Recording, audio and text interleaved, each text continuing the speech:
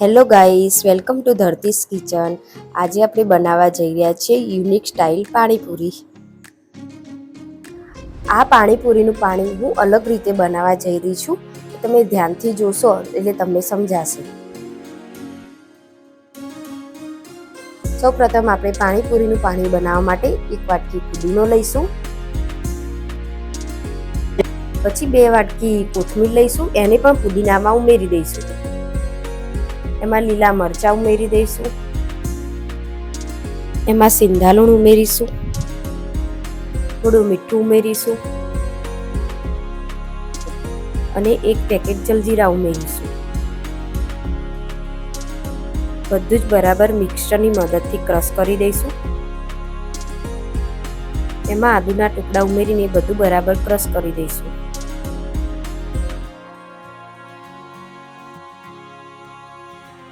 હવે પાણીપુરી માટેનું સ્પેશિયલ પાણી બનાવીશું। એમાં દળેલું જીરું પાવડર, પછી એમાં થોડો સિંધા નમક, એમાં થોડું સ્વાદ પ્રમાણે મીઠું અને જલજીરા ઉમેરીશું અને બધું જ બરાબર મિક્સ કરી દઈશું।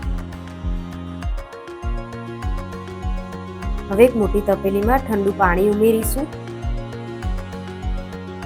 પછી એમાં આપણે ક્રશ કરેલો મસાલો ઉમેરીશું।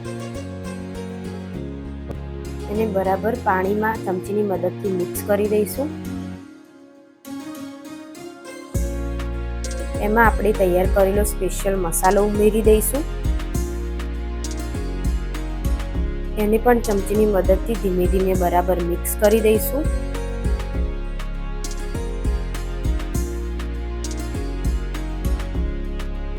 હવે એક વાટકીમાં આપણે લીંબુનો રસ કાઢીને એને પણ પાણીમાં ઉમેરી દઈશું। બધી જ વસ્તુને બરાબર મિક્સ કરીને 5 મિનિટ સુધી સાઈડમાં રાખી દઈશું।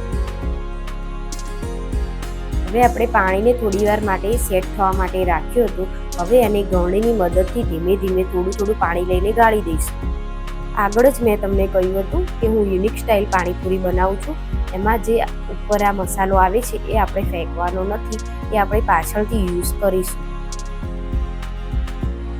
હવે તમે જોઈ શકો છો કે આપણે પાણીને બરાબર ગાળી દીધું છે અને એમાં થોડો સ્પેશિયલ મસાલો ઉમેરીને એમાં બરફના ટુકડા ઉમેરીને એને ઠંડુ થવા માટે મૂકી દીધું છે। હવે આપણે પકોડીમાં ભરવા માટેનો મસાલો તૈયાર કરીશું। એના માટે બાફેલા બટાકાને હાથની મદદથી ક્રશ કરી દઈશું। હવે તમે જોઈ શકો છો કે આપણે બધી જ વસ્તુને તૈયાર રાખેલી છે। હવે આપણે બાફેલા બટાકામાં ઝીણી સમારેલી ડુંગળી અને બાફેલા ચણાને ઉમેરીને બરાબર મિક્સ કરી દઈશું। પકોડી માટેનું પાણી ગાળીને આપણે જે સાઈડમાં મસાલો રાખ્યો હતો એ આ મસાલામાં આપણે એડ કરવાનો છે, જેથી પકોડીમાં સ્વાદ વધારે સરસ થઈ જશે। હવે આપણે બનાવેલો સ્પેશિયલ મસાલો પણ એડ કરી દઈશું। હવે હાથની મદદથી બધું જ બરાબર મિક્સ કરી દઈશું।